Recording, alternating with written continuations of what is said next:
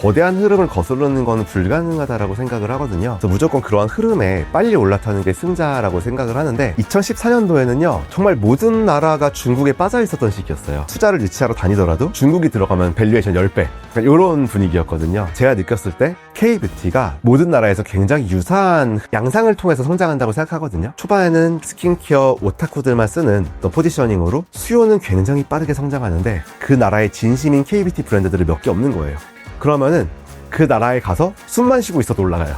안녕하세요. 저는 이소영이라고 합니다. 크레이버 코퍼레이션이라는 뷰티 스타트업을 창업을 했고요. 작년에 매각을 하고 현재는 새로운 사업을 준비하고 있습니다. 매출 기준으로는 작년에 3,200억 정도를 기록을 했고요. 영업이익은 800억 원 정도를 기록을 했습니다. 자체 브랜드인 스킨천사 같은 경우에는 스킨케어 인디 브랜드 중에서 한 탑 7 정도, 저희 우마라는 온라인 B2B 플랫폼 같은 경우에는요 대략 탑 3 정도의 플랫폼이라고 보시면 될 것 같습니다.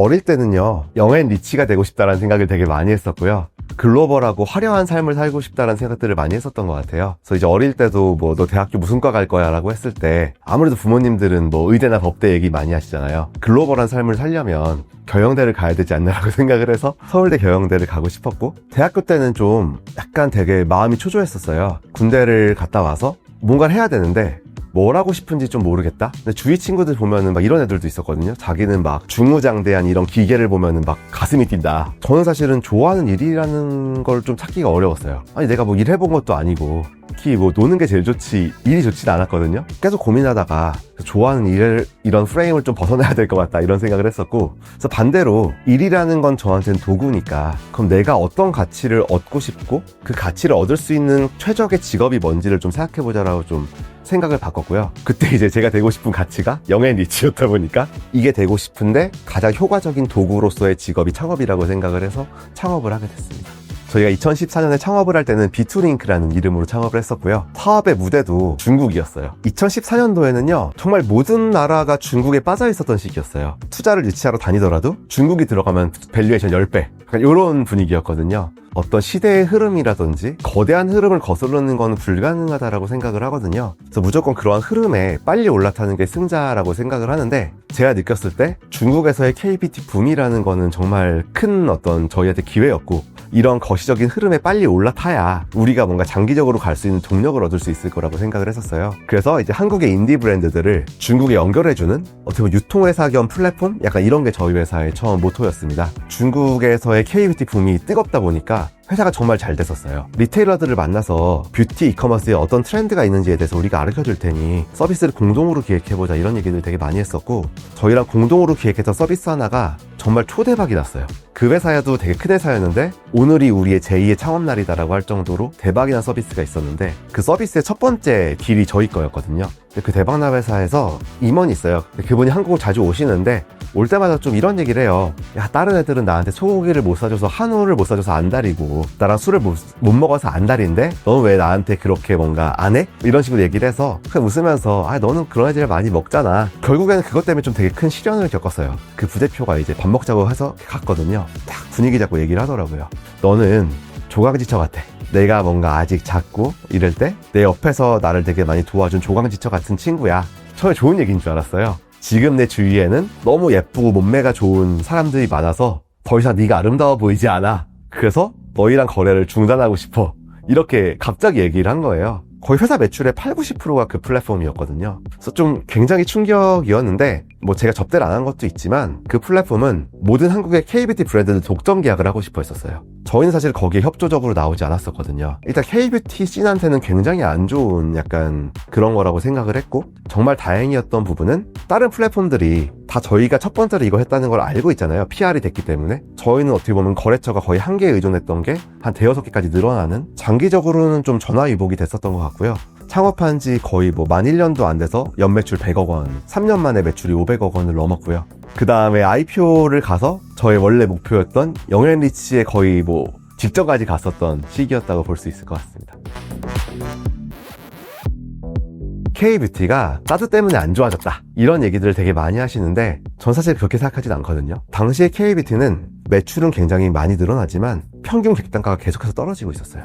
유통상들이 이걸 팔고 싶어야 K뷰티의 이런 전성시대가 계속될 건데 판매가가 떨어진다는 얘기는 점점 유통상들이 K뷰티 유통하는 재미를 못 느낄 거라고 생각을 했고 미리 준비도 해왔었어요. 중국에서 했던 거와 비슷한 유통사업을 미국에서도 런칭을 했었고요. 메이드 인 재팬의 일본 뷰티 브랜드를 만들어서 한국과 중국에 런칭할 준비를 하고 있었어요. 미국 유통사업이 정말 잘 됐거든요. 당시에 K뷰티의 미국 수출이 4천억 정도밖에 안 됐거든요. 저희가 수출한 게 300억이면 진짜 큰 거잖아요. 아, 이제 앞으로는 미국 유통이 중국이 좀 부진하는 기간 동안 우리 먹여 살리겠구나 이런 생각을 하고 있었는데 문제는 세상 일이 제 맘대로 안 되니까 저희 이제 미국의 그 핵심 경영진이 저희 브랜드랑 유통사를 그대로 가지고 나가서 독립을 하셨어요. 막 뭐 소송도 하고 이러면서 완전 미국 사업이 완전 망가져서 없어져 버렸고 또 이제 일본 브랜드 있잖아요. 한국에서 런칭하자마자 대박이 났어요. 아, 이제는 일본 브랜드가 먹여 살리겠구나 약간 이렇게 했는데 갑자기 반일 노제팬? 약간 이런 게 터지면서 망했어요. 그때가 제일 힘들었던 것 같아요. 그전까지 정말 자신감에 넘치는 삶을 살아왔었거든요. 살아오면서도 그랬던 것 같아요. 나 서울대 경영대 가고 싶어 뭐 이렇게 해서 경영대 가고 맥킨지 한 명 뽑았는데 제가 맥킨지 갔었고 그리고 상업도 하자마자 너무 잘 됐잖아요. 세상 일은 결국에 내 뜻대로 되고 결국에 노력하면 안 될 게 없다? 약간 노력 신봉자? 약간 이렇게 좀 됐었던 것 같거든요. 막 두들겨 왔다 보니까 자신감이 정말 많이 떨어지고 사람 만나는 것도 좀 확실히 만나기 되게 싫어지고 사실 제가 제일 괴로웠던 순간은 제가 구조조정을 한 3번, 4번 정도 했어요. 이 사람이 잘못한 게 아니라 내가 잘못했는데 대표는 책임질 수 있는 게 생각보다 없어요. 내가 책임지고 싶어도 저희 주주들은 무슨 소리야 네가 남아서 다 뒤처리해야지 네가 해결해야지라고 얘기를 하지 너 나가라고 하지 않잖아요. 이 서비스나 이런 비전을 가지고 이렇게 대박이 날 거라고 설득해서 데려온 사람을 뭐 1, 2년 만에 제가 제 손으로 내보내야 될 때 너무 괴로웠거든요. 그 전까지는 약간 제가 주인공으로 이끌 생각만 했었던 것 같거든요. 내가 꼭 주연이 아니어도 괜찮지 않나라는 생각을 그때 좀 했었던 것 같아요. 어떻게 하면 잘하는 사람들한테 동기부여하고 기회를 줄 수 있을지에 대해서 고민하는 게 내 역할이지 않을까? 예전에는 이제 저랑 공동창업자 현성님이랑 거의 가설을 둘이 세우고 실행을 뭔가 쪼개주는 느낌이었다면 정말로 다양한 사람들의 의견을 들으면서 가설을 뭔가 접수했던 것 같아요. 너가 아이디어를 가지고 오고 네가 리더로서의 역량이 있으면 이 프로젝트를 너가 리드할 수 있게 해주겠다라고 해서 회사에 10개의 프로젝트와 10개의 리더를 뽑았고요. 이 10개의 리더들이 의견을 듣고서 이게 우리 회사의 방향성과 맞고 논리적으로 맞으면은 얼마의 버짓을 할당해 줄 것인가? 약간 리소스 얼로케이션을 하는 게 제 역할이라고 생각을 했었던 것 같고요. 그래서 이제 10개 중에 이제 한 4개 정도 이렇게 추려지고 나니까 이제 우리 회사 갈 길 알았어. 회사 이름도 바꾸고 비저닝도 다시 하고 약간 제2의 창업처럼 할 수 있었던 것 같습니다. K뷰티의 어떤 국가별 흥망성쇠에 대해서 좀 말씀을 드리자면 K뷰티가 모든 나라에서 굉장히 유사한 양상을 통해서 성장한다고 생각하거든요. 초반에는 스킨케어 오타쿠들만 쓰는 또 포지셔닝으로 완만하게 성장을 하다가 어떤 티핑 포인트를 넘어서면서 J커브를 그리면서 굉장히 빨리 성장하다가 어느 시점에서 다시 완만하게 성장하는 이게 굉장히 일반적인 K뷰티의 성장 그래프고요. 이 J커브에 저희는 1기랑 2기가 있다고 생각하거든요. 1기는요 공급이 부족한 시기예요. 그 나라에서 K뷰티가 어떤 티핑 포인트를 넘어가면서 수요는 굉장히 빠르게 성장하는데 그 나라의 진심인 K뷰티 브랜드들이 몇 개 없는 거예요. 그러면은 그 나라에 가서 숨만 쉬고 있어도 올라가요. 정말 잘 자리 잡은 브랜드 중에 대부분은 이런 J커브의 초입에 거기에 서 있었던 브랜드. 근데 이 J커브의 후반기로 가면서 약간 양상이 달라지는데 수많은 브랜드가 그 나라에 달라붙어서 돈을 쓰는 거예요. 일단 공급 부족이 해소되고 헤게모니가 유통에서 마케팅으로 넘어가게 돼요. 왜냐하면 이젠 소비자들이 똑똑해져서 리테일러가 추천하는 제품을 사기보다는 내가 검색해보고 내가 좋아하는 인플루언서가 제안한 제품들을 쓰고 싶어 하기 때문에 점점 리테일러가 넣지 않은 게 먹히지 않게 되는 거예요. 근데 이제 스킨처사 같은 경우에는 굉장히 특이한 플레이를 했었던 게 초기에 동남아의 주요 국가에 정말 잘하는 총판들과 총판 계약을 했었고요. 그 다음에 이제 제이커브의 후반기에는 저희는 총판이 있음에도 불구하고 저희가 마케팅을 했어요. 근데 남들은 야, 총판이 있으면 총판한테 싸게 주는데 마케팅 걔네가 해야지 왜 우리가 해?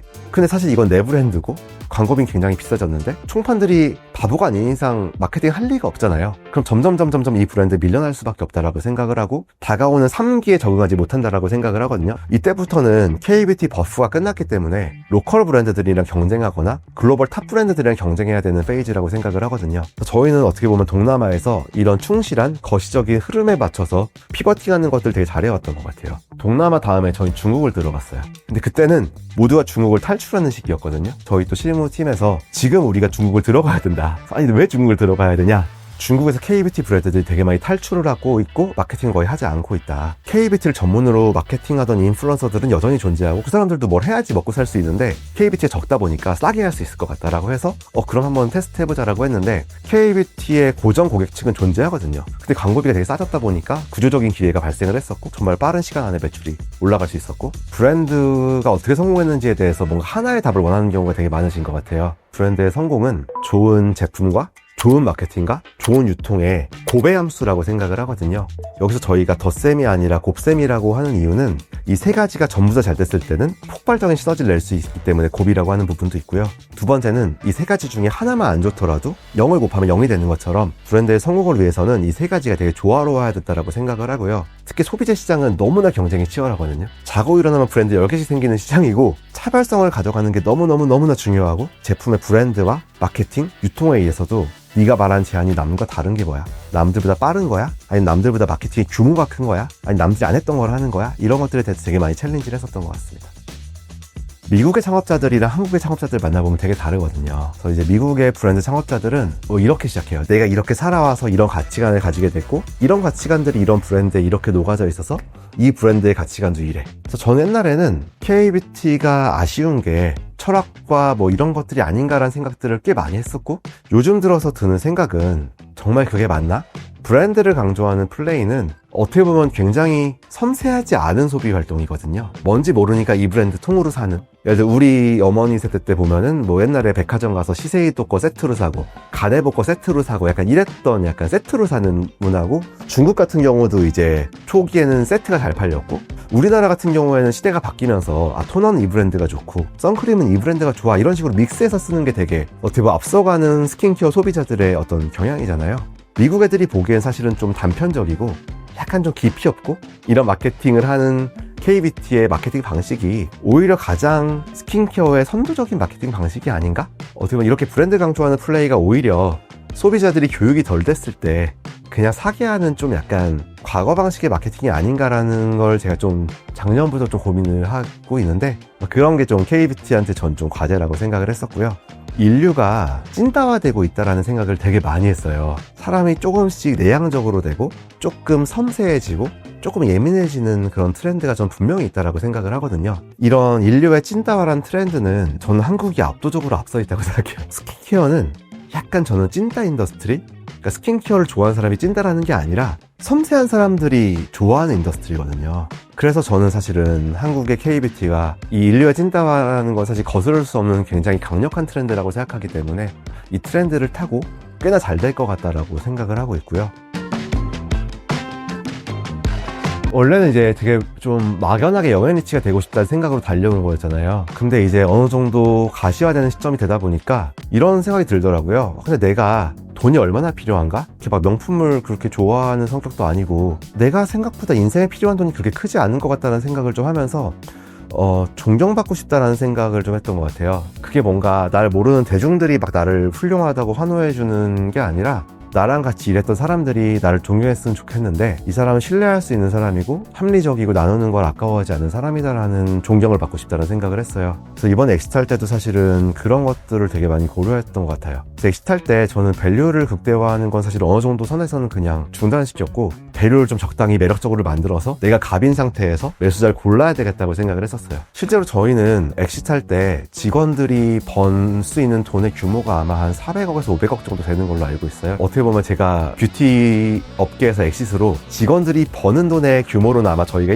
압도적인 1등일 거라고 생각을 하거든요. 존경을 받을 수 있는 사람이 된 다음에는 조금 더 뭔가 자아 실현을 해보고 싶다? 지구의 지속 가능성, 환경 이런 거에 기여하던가 아니면 인류의 어떤 건강 이런 거에 기여하는 게 좀 되게 멋있다라고 저는 생각을 해요. 바이오 관련된 사업을 해서 좀 더 뭔가 인류에 기여하면은 제가 좀 더 뿌듯함을 느끼지 않을까라고 생각은 하는데 당장 바이오 하기엔 제가 좀 경험이 부족하고 아예 아는 게 없다 보니까 화장품과 바이오의 중간인 약간 좀 시술 쪽 사업을 해보면 어떨까에 대해서 고민을 하고 있고 그걸 이제 크레이버의 자회사에서 할지 아니 제회사를 차릴지 이런 것들에 대한 좀 고민을 하고 있습니다.